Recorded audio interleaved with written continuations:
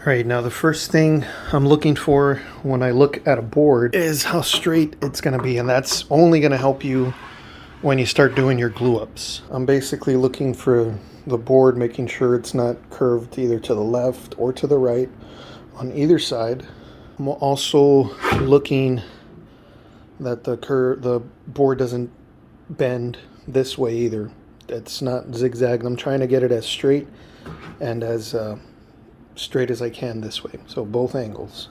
And also looking at the face, making sure there's no cracks, there's no checks at the end. This one, I could tell there's already kind of a check right here, but I might not even use this part, just as long as it's not all over the board. Otherwise, look for a different board.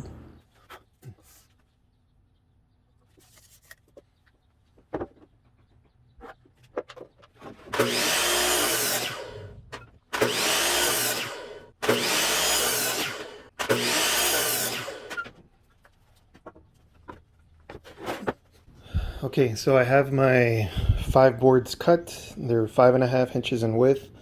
The total distance from the back of the stove to the front of the stove for this particular one is 22 1/8. So I really all I need is 5, and one of them I'm going to have to cut a little narrower than the other boards. And just to make it more pleasing to the eye, that piece that I cut that's narrower, I'm actually going to put in the middle of the stovetop cover, not in the back, not in the front, in the middle, so that way it looks somewhat symmetrical. What I'm going to do here is lay the boards down and pick the ones that look the best to face upwards. Alright, now what we're going to do right now is glue it up. I use pipe clamps. I also use a little flat bar that I kind of clamp onto the boards to make sure it stays as straight as possible. What you don't want to do is when you glue this up, you put so much pressure on the board that it starts either cupping or bowing or or whatnot. That's like the worst thing you can do. Now, because this is pine, it's very soft, it'll dent easily, so to avoid it denting, some other pieces of pine, they're just offcuts that I'm going to place in here to push up against it, and that'll help with the denting of it.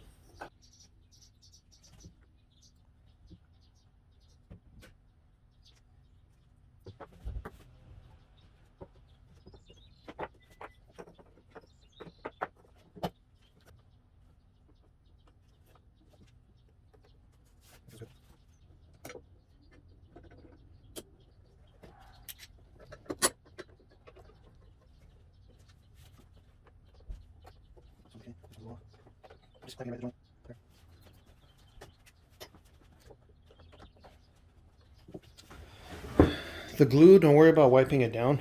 Once it gets hard, you'll be able to scrape it up with a chisel. You can even wait till it gets kind of a little hard, but not completely solid, and you can just scrape it up. Same thing with a chisel. It'll come off a lot easier than if you're just trying to wipe it down with a rag and water, or just a rag. You're just going to smear it into the wood. Alright, now that we've let our glue dry somewhat, I'm going to go ahead and take a chisel and I'm going to try to scrape up most of this glue. Not all of it is going to come out.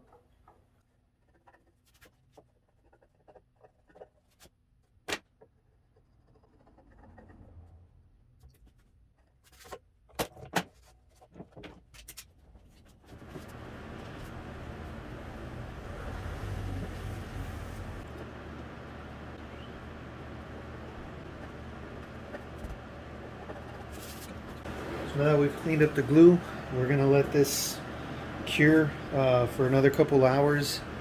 Alright, so now that our glue has had plenty of time to dry, I pretty much let it sit overnight. Now I'm going to plane both sides, the top and the bottom, try to get them as fairly flat as I can.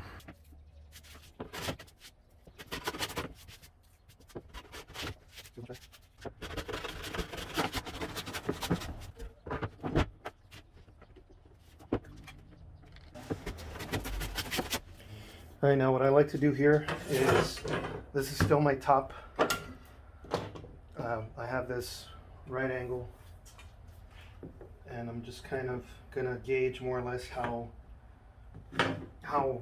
in line this is a 90, this to this.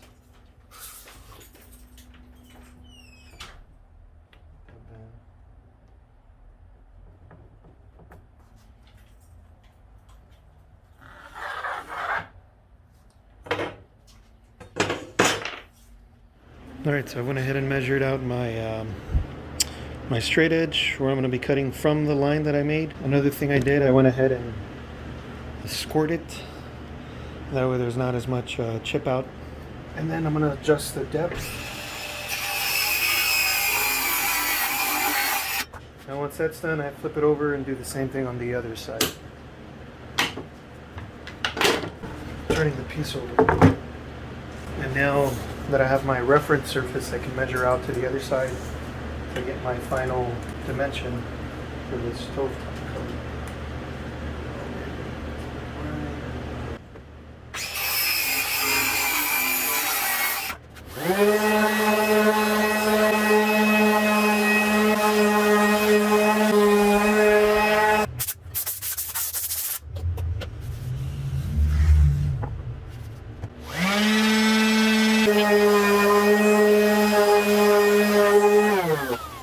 Alright, so now the next piece we want to cut is going to be the two pieces that go on the side of the board. I'm going to cut them a little bit oversized than the total length that I needed.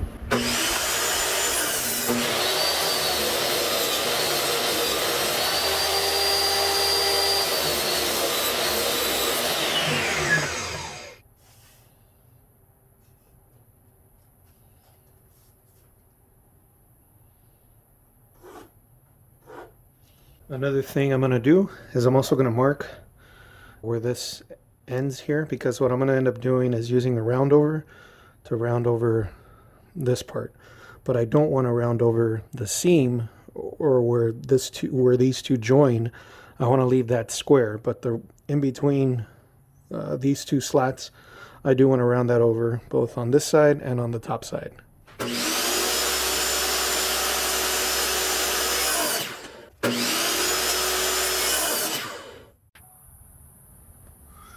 Alright, so I'm ready to do the round over and all this stuff. I went ahead and sanded these. I sanded the top and the inside. I didn't sand the outside because whenever I glue it down, I'm going to end up sanding this anyways. So it doesn't need to be sanded right now, just the inside.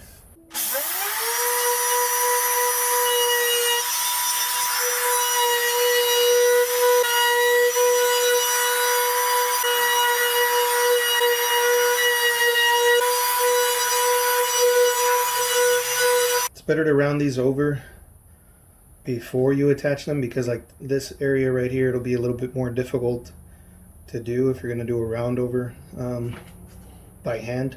You can do it by hand, but I think it would be easier just to do it with the round over the router if it's already off. So I'm going to round over this side, the tops, and this side, and then I'm going to leave this square because this is what's going to sit up against the bottom. So it's just this, the inside, all along this, the inside, and then this side over here. Same thing on the other side over here.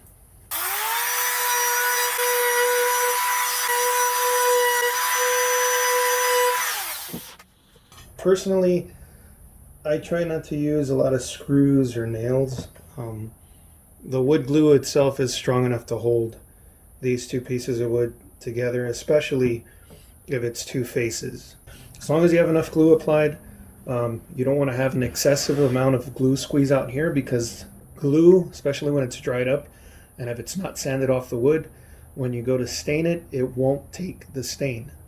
So usually when I'll glue this up, I'll usually leave about maybe a quarter of an inch from the edge. So I'll just put glue along this side of it, and then if there is any kind of squeeze out, it's going to be very, very minimal. And like before, you don't want to try to clean it off. You wait till it's dried, and then you can use a chisel or a scraper to get it off.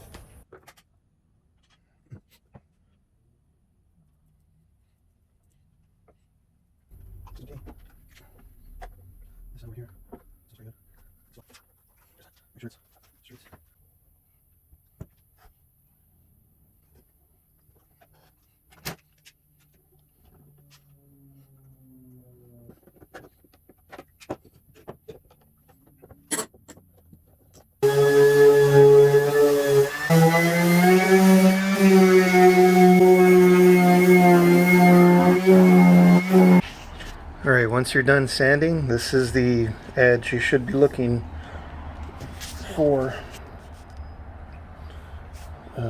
This still needs to be rounded over, and the bottom too, but this is exactly what you want. No gaps, no cracks, everything's smooth, everything's even and level. The more time you spend prepping your work, the better it's going to come out. Alright, now like on this gap that I got to fill in, let me show you what I like to do. That way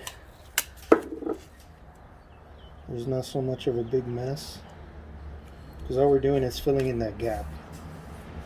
So I try to tape as close as I can to it.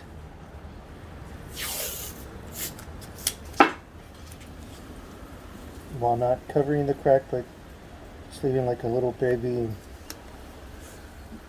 hairline space. So you can still see the crack there, but the tape's covering it on both sides. And this, I'm just going to kind of tape it off there.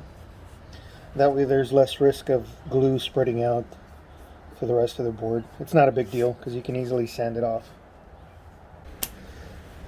What I'm going to do is put some glue in here, fill in the gap. Just kind of trying to work it in.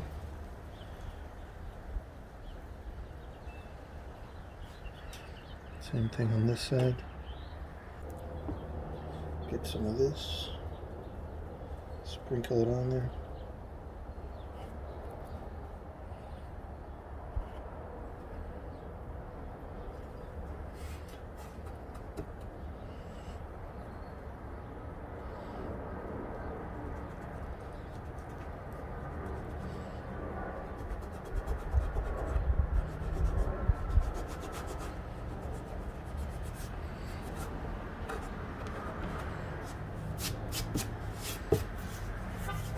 See, and that fills it up pretty nicely. Now I'm just going to remove the tape.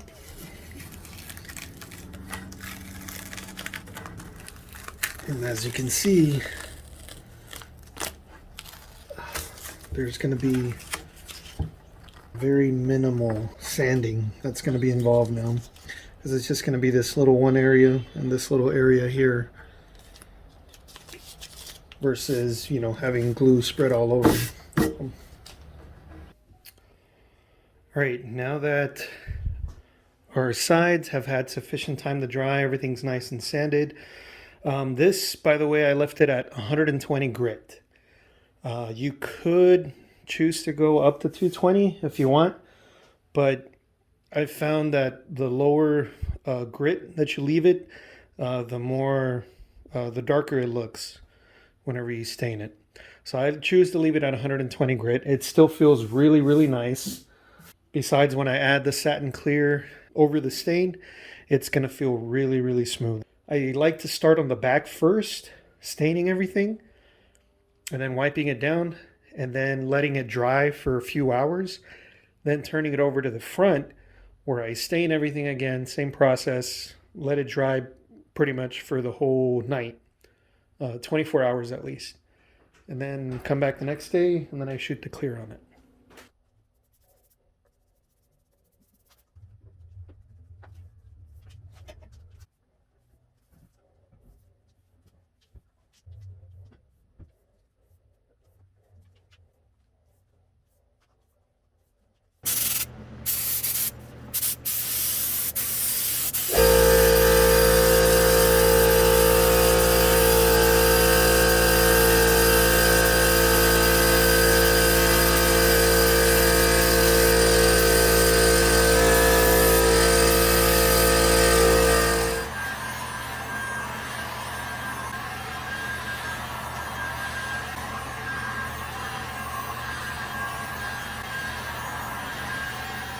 Alright, so this is just 2 coats of the polyurethane, the water-based one from Varathane. Now, what I'm going to do is to remove some of these bumps. It kind of feels a little rough, like little sand particles. I like using steel wool. This is the steel wool that I like using. It's just to kind of take out the little fine dust particles that are in the clear.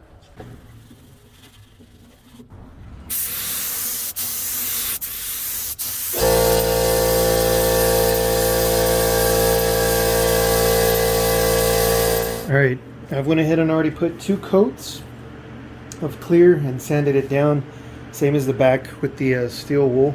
Now it's ready to apply the vinyl, and then I'm going to do 2 coats of clear after this.